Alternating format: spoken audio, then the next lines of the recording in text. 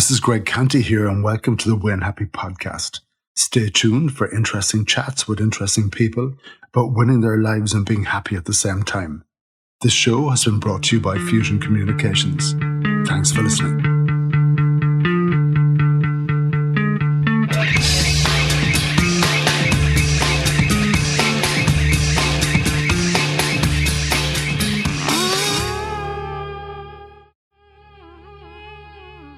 On today's podcast, I chat with Greg Serandos, the Californian, who's living in Johannesburg in South Africa. He was in the middle of one of their scheduled rolling power outages, and we chatted about his life and career with the company of some very noisy crickets. He spoke about the 7 layers of security that are needed to live safely, the beautiful climate, as well as everyday life and doing business there. He also chatted about his business, New Wave Africa, which helps companies to explore opportunities across Africa. And finally, what actually possessed him to do the highest bungee jump in the world. Let's hear from Greg.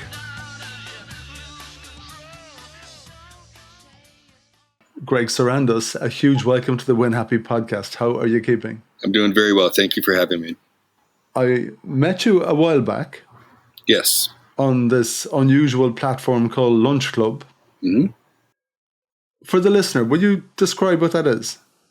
Yeah, Lunch Club was introduced to me about a year ago because I'm living in Johannesburg in South Africa, and I was moving home. And I decided, since I'd been here for 5 years, and then before that I was here for 10 years after a stint in America, I decided I need to build relationships with more Americans because I don't know many of my own people. So I joined it. So basically the original concept is you're in New York City, I'm in New York City. We have common interests. They use AI, inverted commas, to match people according to interest and motivations for being on the platform. And then we get together, we have lunch. Then COVID happened, and then everything went to Zoom. So it's changed the business model or the value behind the platform quite a bit. In that my last call was with a guy in Rwanda, and the call before was with a gentleman in London, and before that I met somebody in Amsterdam. So you generally meet not for an hour, not for lunch, but you meet for a half hour, 45 minutes, and you just have an open conversation. It's a very anti-networking tool where people are motivated by signing up clients or furthering their own business interests, and they get kicked off the platform. And some people would describe that as a huge waste of time. Why would you have a meeting with someone without this finely tuned, precise agenda where someone is going to get a bit of business or get a bit of business done? What do you think? The same would apply to going to a party or going to church, going to a ball game. And we do most of what we do in building relationships is outside of the business context. So for me, it suits me not to have these things and not talk about business. And if there happens to be a connection, and we've had a few of those, then it works out beautifully. Yeah, and for me, the beauty of it is, during the course of our working week, when most of our work is fairly transaction-based, it's so nice towards the end of the week to shoot the breeze with another person in the stratosphere of business and everything else, where you can touch base with someone who's, some similar interests and everything else, thanks to Mr. AI or Mrs. AI. And that's how we met. And, yes. That was a conversation with an American who's living in South Africa. It can be someone, as you said, I've met so many people, and a Russian lady who's living in America, and between America and Switzerland, people all over the globe. I actually met with someone in Rwanda as well. I'm thinking, was that the same person? I'm not sure. But there you go. So it's good to talk to you again. It's good to speak with you as well. Yeah. And the other little curiosity that I've discovered since we started speaking today is you're in the middle of what you describe as these rolling power-outs? Yeah. Blackouts. Blackouts or rolling power failures. They call it load shedding here because they have, through not so mysterious forces in government, we have a shortage of electricity supply in South Africa. And therefore, for a few hours a day, they shut off the electricity in certain areas. So today we're out now. I'm sitting in darkness. I have an LED light, and then I'm going to light a candle shortly for humor. because as I said before, it's 1850 and it's nighttime, so we light candles. But we're out from 10 to 12 this morning, and then now for 2 hours, and we'll be out from like 2 to 4 a.m. And they do that. They do that literally every day. It was worse last week. Last Friday, we had 1 2-hour power failure and 2 4-hour power failures. It's all scheduled. We have an app for that, and we know exactly how bad it's going to be. My God. And you're not living in Ukraine, whereby the power's been taken out by your lovely neighbour who's just bombing the backside out of your country. This is just part of normal life in South Africa now, is it? Yeah, for about the last 9 months, it's been like this. Yes, we've had some crises before. We've had intermittent, but it hasn't been sustainable every day. The president gave his State of the Nation address, which is like the American State of the Union, about 2 weeks ago, and at that time, 1/3 of all the South Africans did not have power and were unable to watch the speech, and that kind of says everything about how they're handling things here. Yeah. And is there any prospect of this power situation being sorted out? Well, as usual, I'm the optimist. So amongst my peer group, I'm the last one to buy an inverter. Now they're obviously in short supply. That's why I'm sitting in the darkness. All my friends are laughing at me. But there's light at the end of the tunnel. They've made some policy changes where private producers can produce up to 100 megawatts of electricity. So think about the factories and the mines and those big shopping malls and stuff can actually create their own power generations, but that takes a couple of years. The Western Cape province instituted a policy that's quite easy to implement. Is if you have solar panels, you can actually sell overcapacity or excess electricity back onto the grid. So when that becomes nationwide, that'll help. But it's a very difficult challenge because if a government cannot provide a steady supply of cheap electricity, things can go very badly very quickly. And if you think about the infrastructure collapse and what happens when the water supply goes and so on and so forth. So that's the life we live.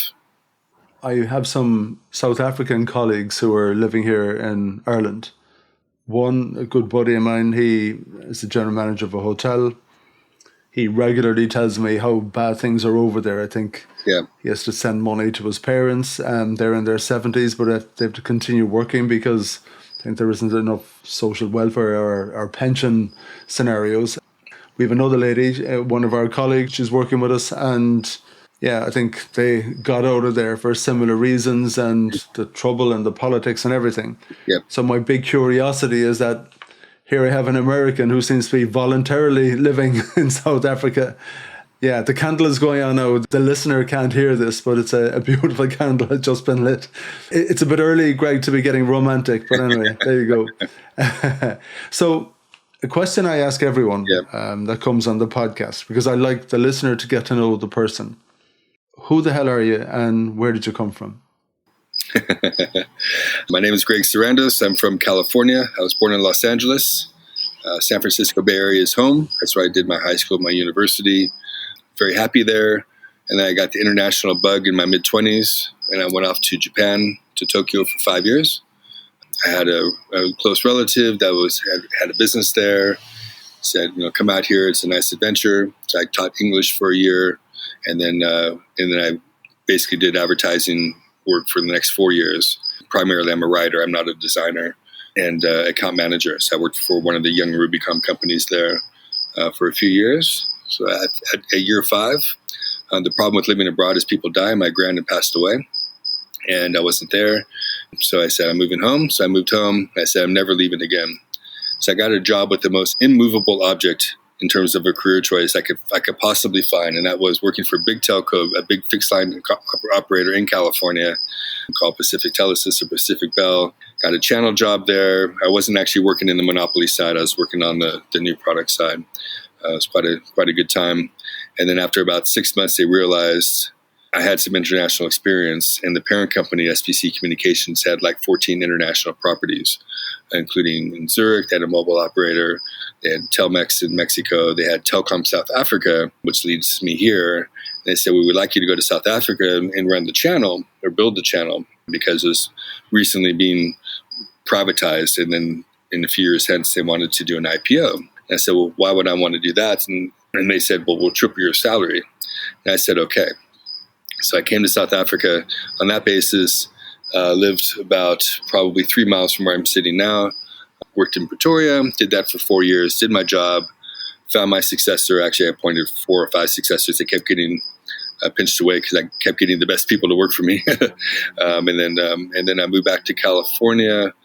Actually, I didn't. I moved to Chicago, but eventually came back to South Africa and married my South African girlfriend, which sounds like a great idea, but I wouldn't recommend it. So from that time, I got this gorgeous daughter who's now 16. And long story short, I've been back in this stint for 6 years. My daughter's been living with me that entire time. And she finishes high school at the end of next year, because Southern Hemisphere, the school year ends at the end of the calendar year. But then that's the next step in our journey. So she wants to study medicine, so she may go to Cape Town, study in Stellenbosch. She may go to Ireland, study Trinity. She may go to Scotland and study in Edinburgh. In the old days, we could kind of plan our lives like 5 years out. And I think in the modern era, you just can't do that. So I'm just going with the flow, making the best of the situation. Most of the work I do is overseas anyway, so I'm not too worried about that. I have a nice client in Ireland, in Galway, not far from you. And so that's the long and the short of it. Yeah, that was a fairly condensed and rocket speed synopsis. Well done. Thank you. I'm listening to the crickets chirping away in the background. I apologize for that. I can move inside if you'd like, but okay. No. It's nice. It's nice to capture some of the atmosphere out there, because one of the things you do have there is wonderful weather. Yes. Probably one of the 3 best climates in the world. There's a place in Mexico that has a similar climate, and there's a place in Nairobi in Kenya. But the climate here is fantastic. We have 300 sunny days a year, which means 300 golf days a year. But if you're Irish, you have 360. You have 360 golf days a year, because the non-sunny days are normally in summertime. It's just a little bit of clouds and rain. So I'm sitting outside. It's 20, 25, 26 degrees Celsius in late summer. As a young kid growing up, what did your mom and dad do? My parents both had full scholarships to a pretty good American university called USC, or University of Southern California. So he was an engineer in the late 50s, and she was a business student. And she was awarded best business student in her class. But she may have been the only woman in her class as well back in the 50s, right? And back in those days, doesn't matter what your education is. If you're a woman, you graduate and you start having babies. So she actually never had a career until later. My father was an engineer, and he was very, very early in the software business. So he worked for IBM, and he thought in the 1960s, early 70s that IBM was a dinosaur. Then he went to work for an early stage hardware company called Control Data. They had these little punch cards that they used to process data, which is quite interesting. And in the 80s, he started a software company that did distribution software for distribution, wholesale, and warehousing kind of stuff. He was very early in the game. ERP software is what we would call it today. And who influenced you more? Well, it's a tough one. My mom passed away when I was just in the grade 6. I was 12 years old when she passed away. But I was a total mommy's boy. I say that without any shame whatsoever. So when she passed away, my parents had divorced before that, and then went to live with my father. So obviously, from that point on, my father was my rock. He's still going strong. He's 85, 86. He looks great. He plays golf every week. He's still keeping his brain active. He's trading stocks every day. I have to call when the markets are closed. Because they had a very short window in New York. So yeah. That was a colossal moment in your life, Greg, your mum passing. Yeah, I think it would be for anybody. It was really tough because my father had moved away to Colorado, and I was in Orange County. I was surfing every day, every day summer, and suddenly that was just there was no home, there was no friends, there was no the family was broken up, and it was very, very tough. Can you remember that journey to Colorado and closing the door on your Californian life? Yeah, I think at that age you don't really close the door. You think you're always coming back. But I do remember that very well. The travel bug, where does that come from? Well, it doesn't come from anybody in my family, that's for sure. My mom got around a little bit while she was still with us. I was a homebody, and I did very little traveling until I took that journey to Tokyo, and then it was a whole new life, whole new friends, all new lifestyle, new experiences, all new culture. I had to learn to speak Japanese. That's what I spent the first year doing. Otherwise, you're not very much used to anybody in Tokyo unless you speak Japanese. From a job point of view, obviously, an employment point of view. And then when I moved back to California, I never expected to leave ever again. And yet here I am. 3 stints in South Africa, 40 passport stamps outside of airports. So being in transition doesn't count. So I've been to 40 countries. And then lockdown came, and that obviously turned that on its head.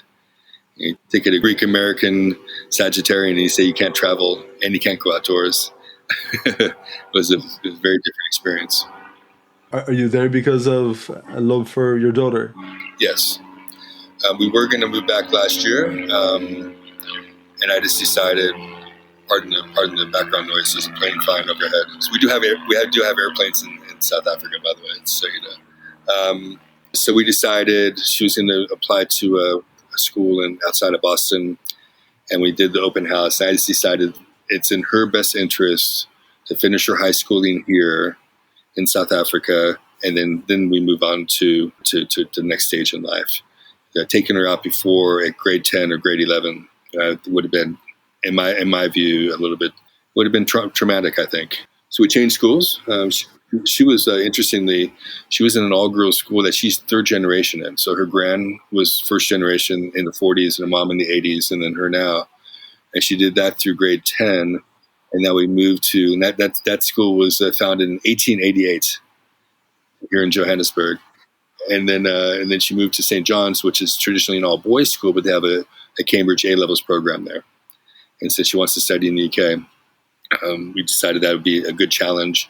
Plus, she's athletic enough, but she's not in a sports team.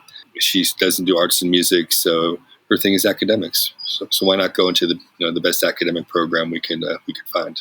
That's where she is. So she's been there for 2 months, and it's been very challenging academically because now she's taking college level courses at age 16, which is pretty cool. A good education is quite possible there, Greg. Yes. Yes. And beyond that, and good weather, can you describe what life is like there? Geez, all the nonsense with power failures and crime aside, we live in a very secure place. I have seven levels of security, including roaming, what police should be doing. They have roaming patrols throughout our entire suburb. It's a lot. I consider it to be a lot like living in Los Angeles. You have your people with money, and then you have the people that don't have money. And in Los Angeles, of course, it's gotten quite a bit worse. So you have a criminal element that you have to be aware of. But we wake up at 5:45 in the morning, take her to school, drop her off, go to the gym, go for a run, or go in and do whatever. Go home, get cleaned up, go to work, which is upstairs, and carry on with my work. And later on, I pick her up from school, go see some friends, have a coffee during the day. I am quite mobile in terms of I don't like working from home because I believe that human beings are fundamentally lazy, and I'm no different. So if I'm working anywhere near my pillow, things can become very unproductive very quickly. So I work in coffee shops that are better than Starbucks, which includes almost every coffee house. There's a couple of places I go at work, and so it's in the weekends. It's family and it's friends and it's going out to dinner. It's very similar to being back home for us. Yeah. Those 7 layers of security that you spoke about. Yes. And you also spoke about going to the golf club. Like, is that within that location? From what's been described to me, every place is dangerous. Yeah. No, I mean, I don't feel threatened at all. Anything can happen any place. But I take her to school. It's 3 miles away. The gym is like an hour from there. About a mile from there. There's a driving range, like the real fancy one with like 200 things and all these different, putting greens and stuff. That's over there. But there's security everywhere. There's security everywhere. You go, and so and the guys don't get away with anything. So I feel pretty secure here, but I know, but I also have the 7 levels of security beyond just front door, door locks, and neighborhood watch. That's what everybody has. That's two. Neighborhood watch meaning the neighbors look after each other. I have a 20-foot wall. That's three. Over that, there's 50,000 volts of electricity. That's electric fencing. That's four. Like 24-hour security in our complex. That's five. Dogs. That's six. I don't have dogs, but my neighbors do. And seven is the roaming patrols. Those are the 7 levels of security. So I sleep with all my doors and windows open every night. And I presume all of that security comes with a heavy price tag, does it? Well, it's not heavy, but it is something, So for all the money we save on low cost of certainly of real estate, property is very, very cheap here in Johannesburg. It's different in Cape Town. You look at the much lower price of food, and some of those clothes and those kind of things, much less expensive than in Ireland, UK, US. But it's offset because now you're not getting free education for your kids. You're paying $20,000 a year. You're paying for security, which isn't terribly expensive, but there is a price to it. So there is a balance. When I've lived here and earlier before, everything was just dirt cheap. You go out and you have a brilliant steak, the best one you've ever had, and you're paying like $8, $6, that kind of thing. But prices have shot up here with inflation. Okay, is it safe to go out at night, to go to your restaurants and go to a pub? Is all of that okay? Is the city centre okay? Yeah. We don't go to city centre. City centre's moved, but we don't go to Joburg city centre. We go to Santon city centre, which is surrounded by the suburbs. Yeah, the Americans and the Europeans come here, and the bill comes, and they just kind of go, "Are you kidding me? That's all we're paying." Very above average bottles of wine in a restaurant for like $10, $12. So when does life become dangerous? Well, for me, it hasn't. Knock on wood, but it can be if you don't have security, which the vast majority of South Africans don't have, and especially the poor. But the poor and the middle class, they don't have this level of protection that I have, right? And a lot of us have. So, pardon the overhead plane again. But when you get out of your cocoon, then you're vulnerable, and then you just have to be aware that you're not one of the people that is going to be targeted. So when you travel by car, you go a couple hours outside the city. Technically, anything can happen, but I try. You just take your precautions and hope for the best. That's the only way to live your life, And would you take that journey a few hours outside the city? All the time. Okay, and I presume it becomes dangerous when you have to stop at a traffic light or you get a breakdown or something like that. Is that when it would become dangerous? Yeah, more the breakdown than the traffic lights. But there used to be a huge problem with smash and grabs and those kind of things, and I think it's still a problem, but not as bad as like New York and Chicago have become, to be honest. Okay. It's all relative. Guys at off-ramps with AK-47s in Chicago, it's like crazy. So yeah, I'm not downplaying the crime here. It's just you just have to have your safety is in your home and in your office and where you shop and where the kids go to school. And those areas are very, very secure for us. Okay. And have you found yourself in dangerous situations because you took a wrong turn or you did break down or? No. No. I've been lucky. But I'm also not a small guy, and I'm not a female. If you're a woman in this country, it's a very different set of circumstances, and you have to make all your decisions around your personal safety, including you always go out in pairs and groups and stuff. You're never alone in public. You never walk alone at night. You never walk outside at night. Actually, those kind of things become a reality if you're a woman. Yeah. So, is it your intention with your daughter to just leave the country at some point in time? Oh yes. It looks like it'll be end of next year. She's determined to get a scholarship from one of your great Irish universities, or maybe one in Scotland or England. But that's the intention. Is she'll because once she goes off to college, university, then you have a whole different set of security threats because she's not here, right? So that's part of the motivation for leaving. And will that be the end of South Africa for you? I think so. I think I've done my time here, right? I've been here 15, 16, 17 years in the country that I never had a Mandela crush. Hey, let's go live in Africa. That was never my intention. I've made the best of it. I like it here. My mates are here, I have really good friends and families and family type, families that are like second families and third families. But I think it's time to have a different kind of adventure. I think just more to life. I think I'm missing a little bit of life these days. Yeah. So where do you put the pin in the map next, Greg? To tell you the truth, it really depends on where daughter goes to school. But I do have my eye on Ireland and Scotland. There's plenty for me to do there. I have clients there. So that's probably my first choice. My second choice is California, to be close to the family. So we'll see what happens. I'm not very happy with her studying in England and me being in California. We're too close and we've gone too far. And so she doesn't, of course, expect me to follow her around. But if I can have a meaningful career and make a difference in your part of the world, that's where I think I'll land. What's the work environment like over there for you? For me, for a long time, actually, for the last year and a half, I haven't done any business in South Africa, which isn't ideal because my network is here. So it's all independent working. I have my coffee shops and stuff. I have two businesses. One is Sausalito, which is my hometown near San Francisco. We do strategy work and marketing work and pitch decks and those kind of things for startups. And then a business I started about a year ago is called Next Wave Africa. And there we help. The problem statement is, at the very beginning, there's 1,000 financial institutions in Africa. They know they need innovative technologies to survive and thrive, but they don't know who to talk to. They don't know where the great products are. They don't know how to bet. And on the other hand, you have these American and European countries that are looking at Africa and saying, hey, man, that's like the last frontier. There's a lot of opportunity there, but we don't know who to talk to. So I founded Next Wave Africa about a year, 2 months ago, beginning of last year.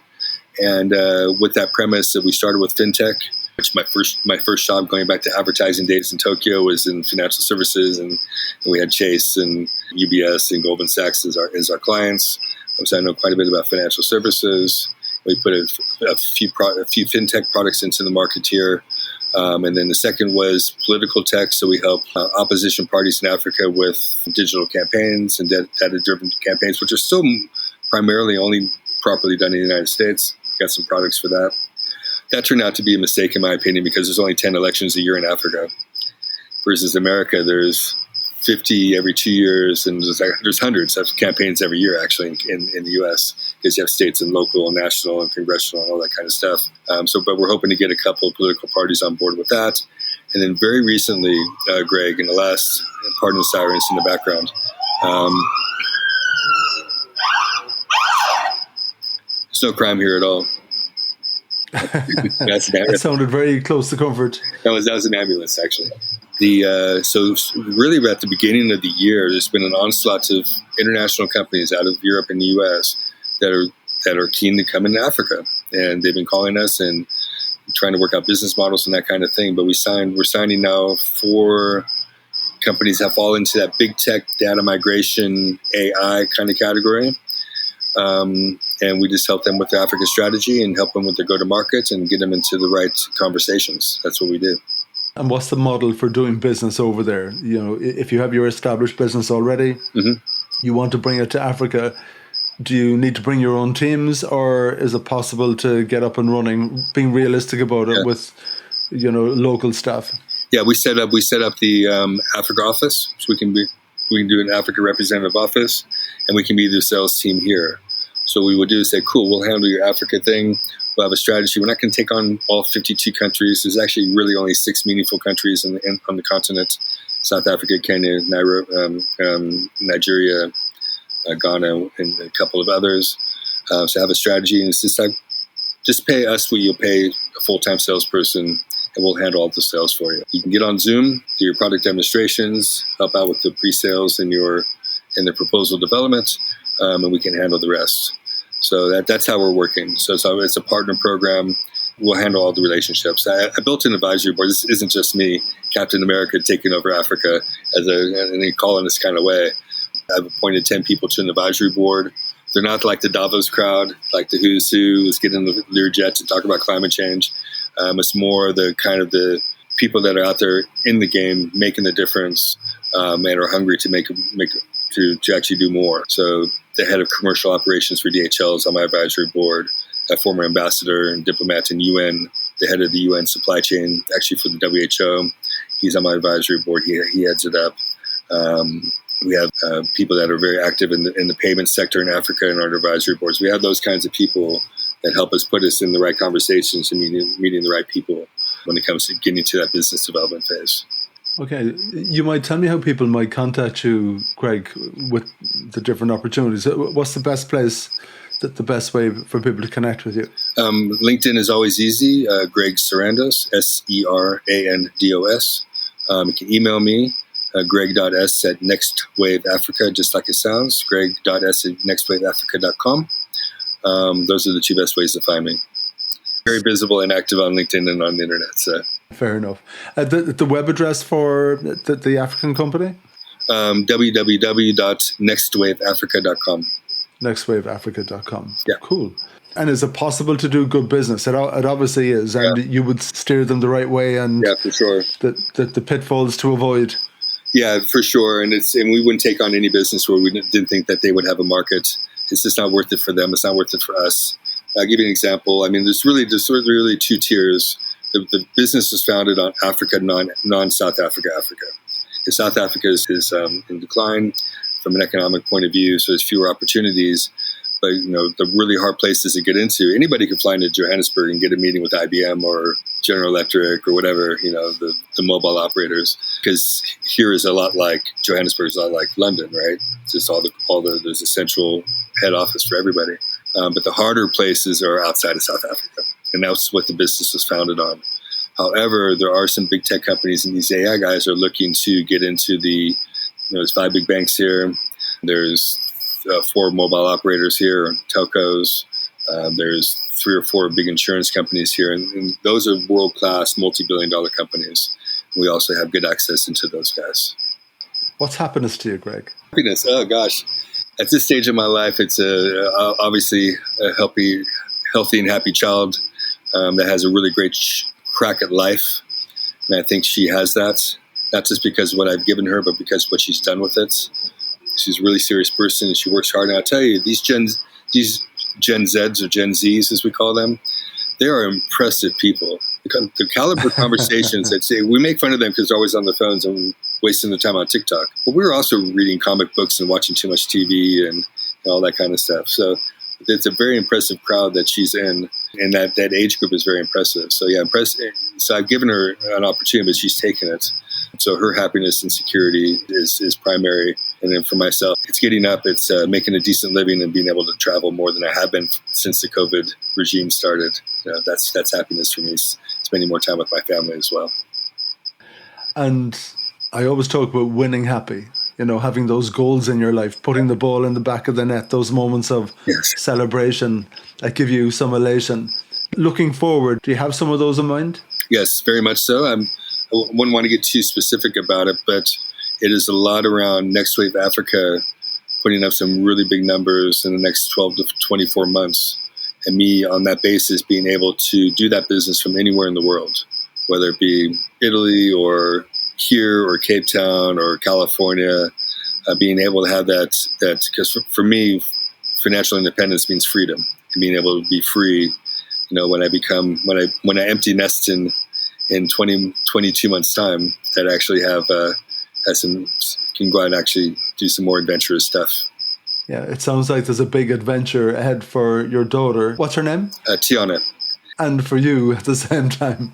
Yeah. It's the COVID era has been hard on everybody, and I think it's up to us to crack out of it and get ourselves healthy and fit and adventurous like we were before. And it's starting to happen here. It's clear.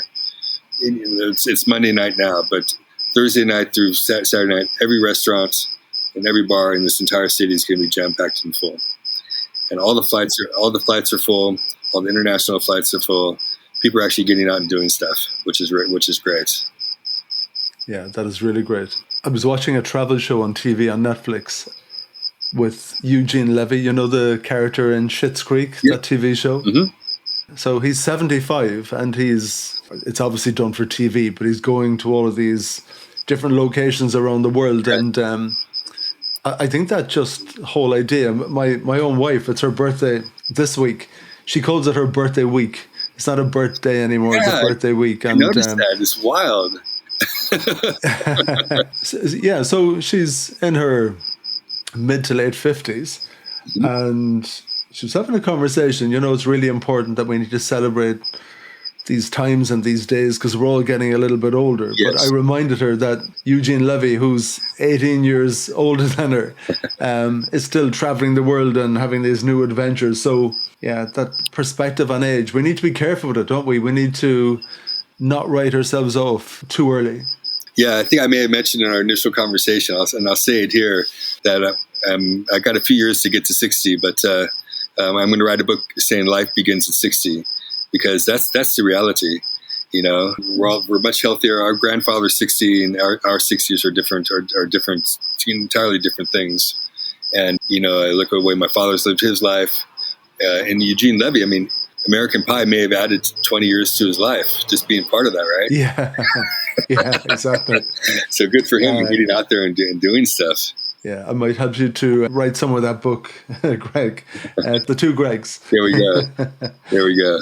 My very last question for you, and it's a little bit of a tricky one, and I'm not sure what you'll make of it, but what was your best day ever? Oh, dear. Gosh. I would love to be cliche-ish and say it was like the day my daughter was born. That wasn't my best day. That was pretty traumatic. All the change. Yeah, they can be stressful days, can't they? Yeah. Gosh. I can't give an honest answer on that without being cliche-ish and saying what I think people would want me to hear. I've had so many great days and so many beautiful days and so many great experiences. Okay, I'll give you one.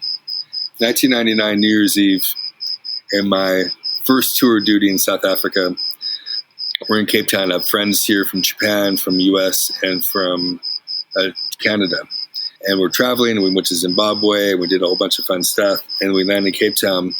And on the 30th of December, this is prior to the millennial, and Nelson Mandela was still president. He was outgoing, I think, at the time, or he was finishing his term a few months after that. And we said, hey, friends, we can get on a short flight to George. We can drive 60, 70 miles. We can do the highest bungee jump in the world, 216 meters. It's called Storms River in Plettenberg Bay. We can do that, and then we can get in the car. We can fly back. We can get here for New Year's Eve. And so I'm sitting with all these friends, and one says, my wife says, I'm not waking up at 4 or 5 in the morning. I said, okay, that's fair. Another couple, they're trying to procreate, and they did, and that daughter is now graduated from college, which is quite remarkable. And so it's just me and my friend John Evenson. And we got up early. I went back to the travel office. I said, cool, we got some tickets. Went to the airport in Cape Town, flew to George, get out of the fly to George, get into a car. And I realized what a terrible mistake I had made, because I'm terrified of heights.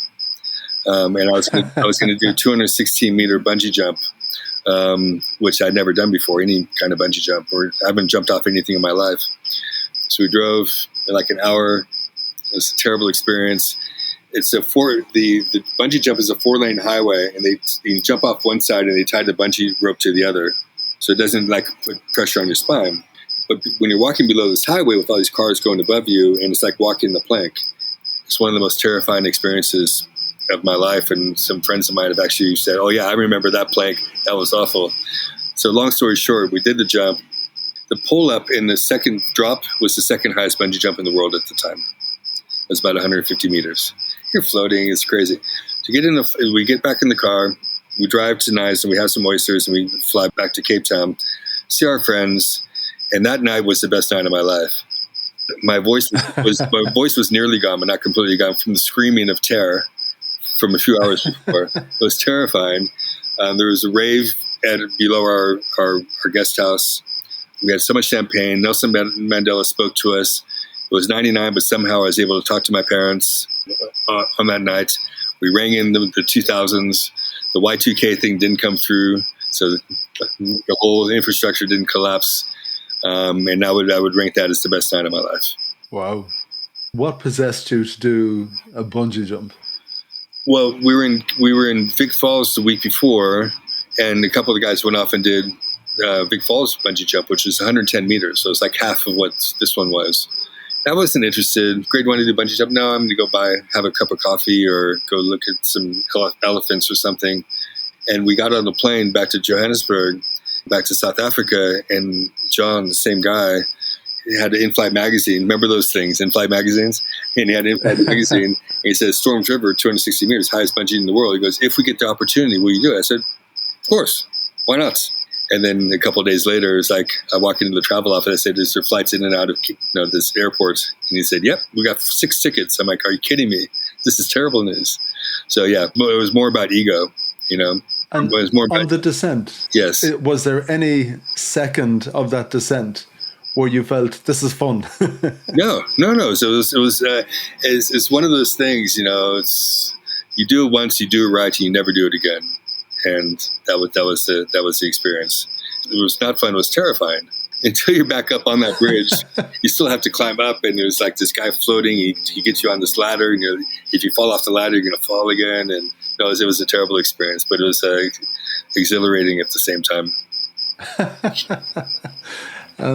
Greg, thank you so much for coming on the Win Happy podcast. It's been a pleasure. Thank you, Greg. I hope to see you in Ireland and roll out the green carpet when you decide to come here in 2 years' time. The green carpet. That's brilliant. We'll definitely stay in touch, and I look forward to that moment. Thanks, Greg. It's been good. Yeah, with you. Thank you so much. I hope the power comes back on. It will in 22 minutes. Oh my God Almighty! Okay. Thank you so much. Take it easy. Cheers.